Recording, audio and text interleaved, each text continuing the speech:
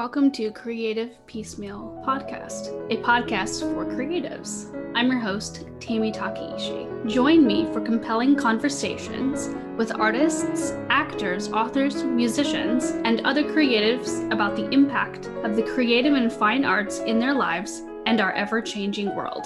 Thank you for listening.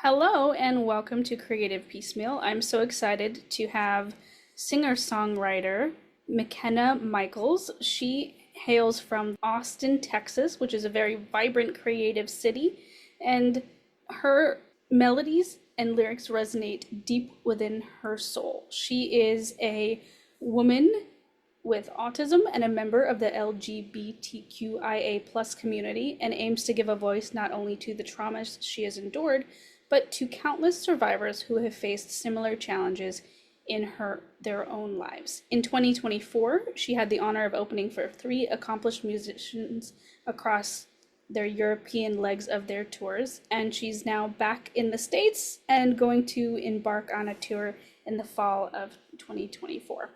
I'm so excited to have you on the show to learn more about you and your music, but first we'll get started with how you became a musician. Like, what led you to that path? Oh my gosh, well, thank you so much for having me. I started music really young, and I always give this story because it has long been one of my hyperfixations in life. I have seen the 2004 movie probably 17,000 times, no exaggeration. Phantom of the Opera started my passion for music, and I used to listen to the music in the car with my grandma, and she would play these songs, and I just had like a religious experience as a 3-year-old. And from there, I guess I kind of decided that I had to be able to sing like Christine one day. One day it was going to be me as Christine Daae. And I ended up in high school. I started choir in middle school, and then in high school, I started doing private opera lessons through my school.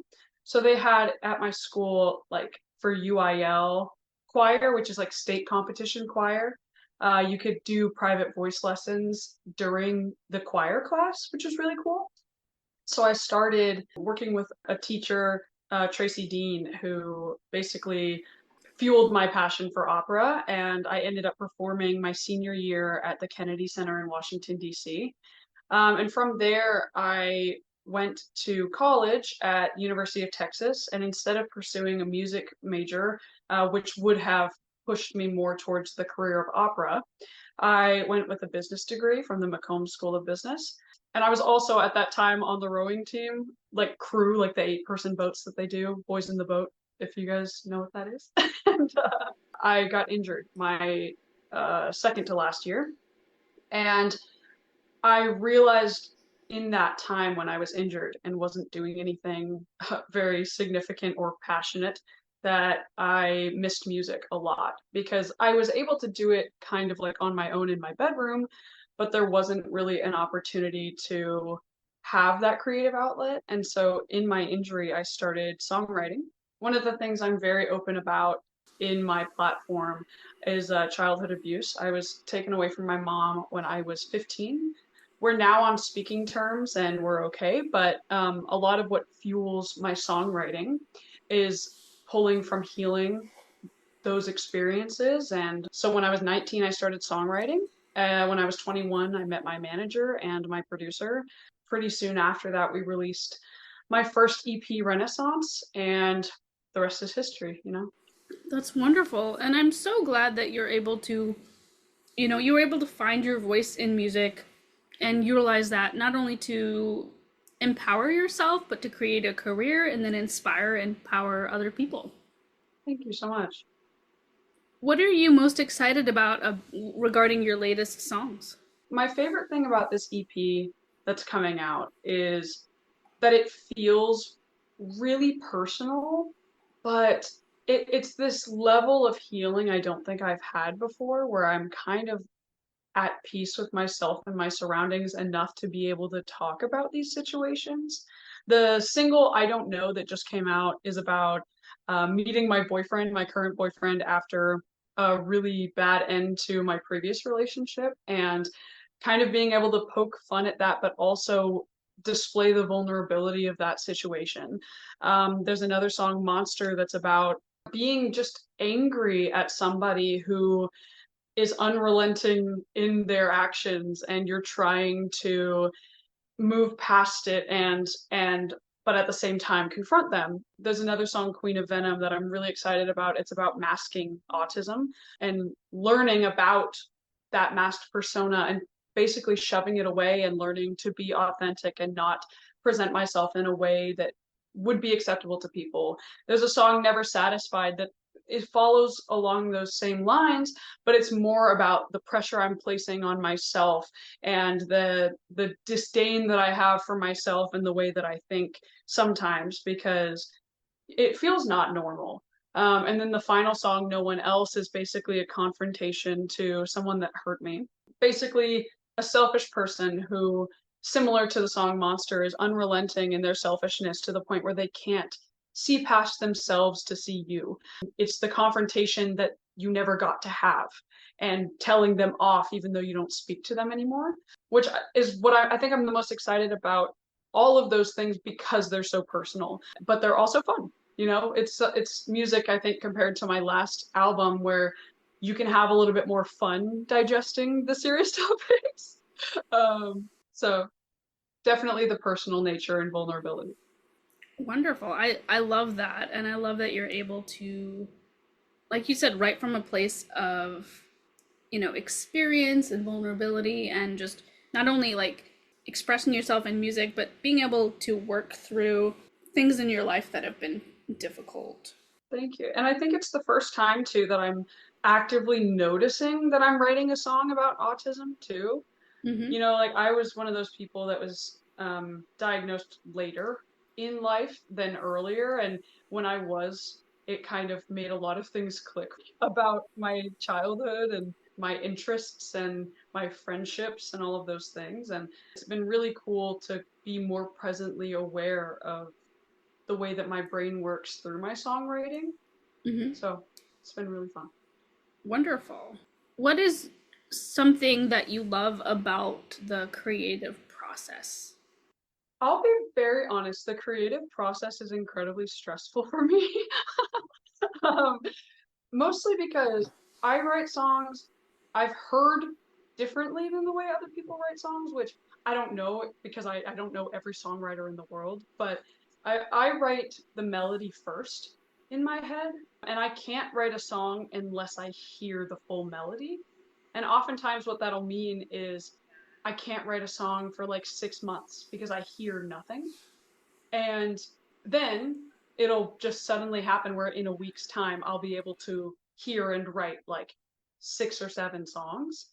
I guess like the spontaneity of it is what makes it stressful, but at the same time that's what makes it my favorite part, is that like, oh, sometimes I can just have these moments of pure creativity and pure passion.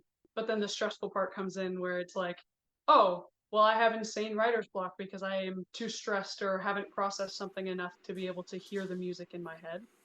Hmm. I hope that answers your question. Yeah, yeah. I'm just always curious because everyone has different thoughts about it.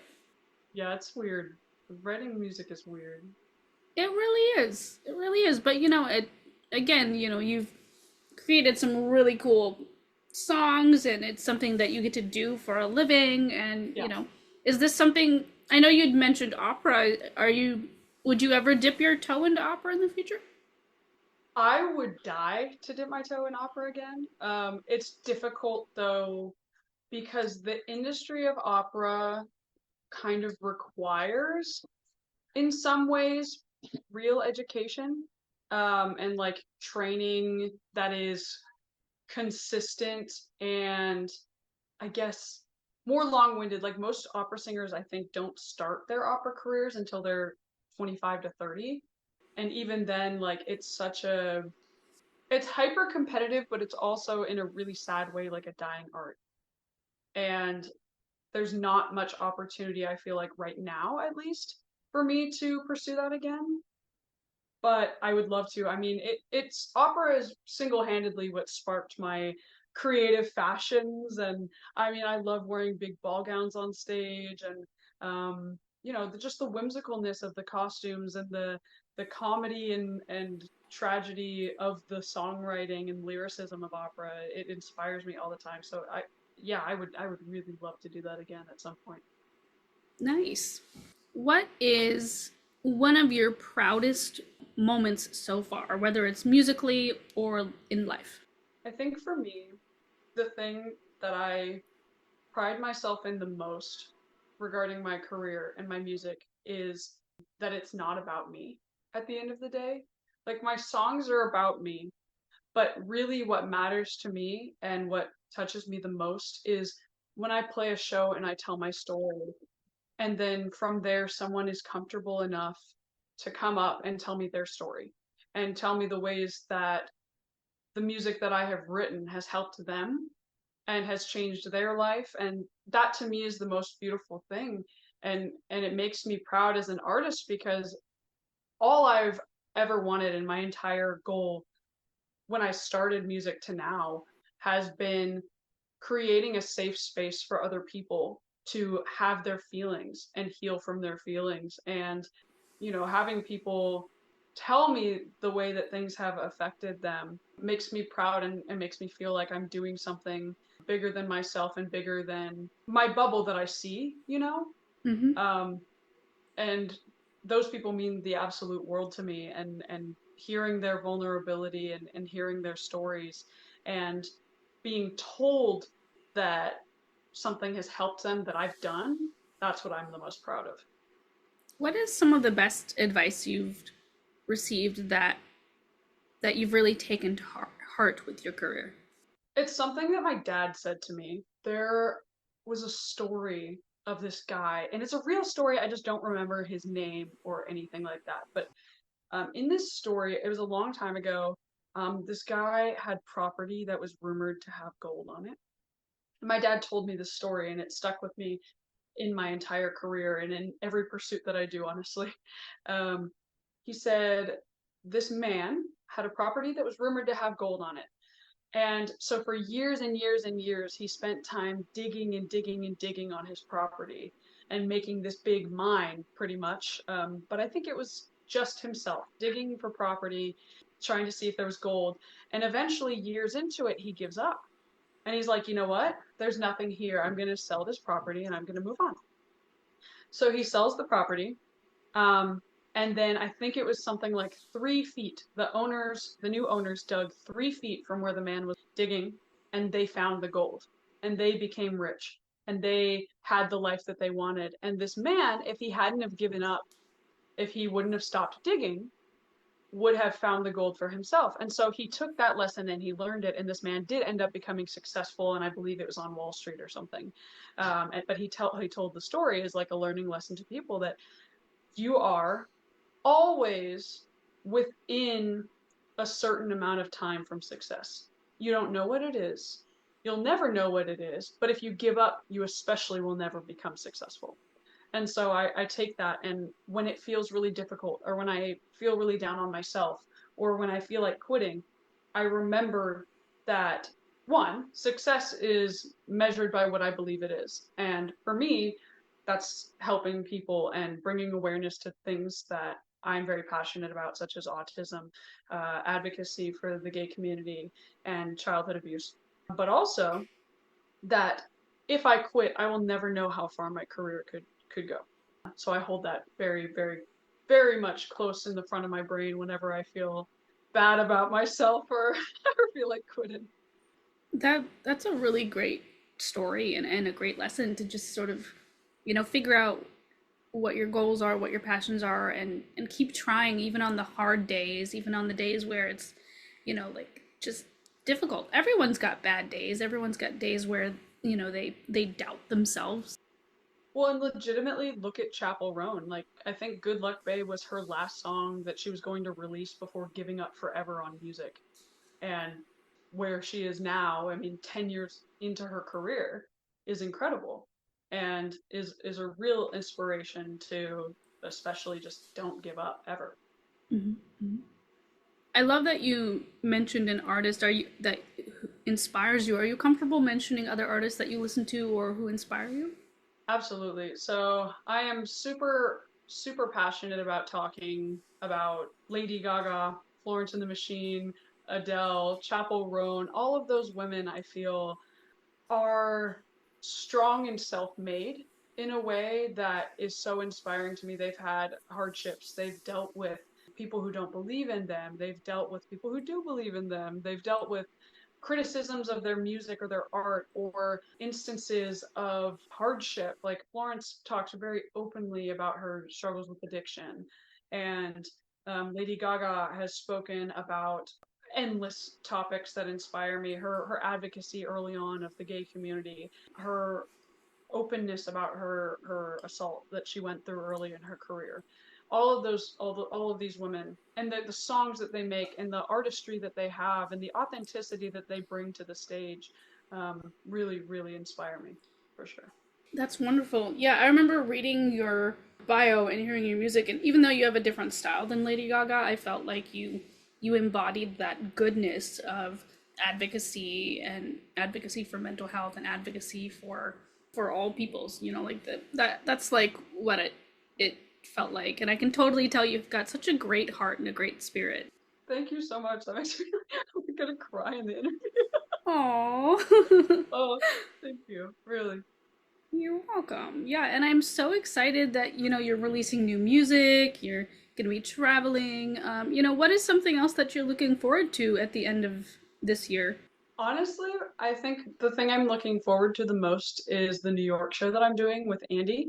We just finished our European tour together. Andy is amazing. She is so talented, and she really kind of created a space that allowed me to be, I think, the most authentic, which is really amazing. And she is so sweet and authentic as well, and her fan base is wonderful.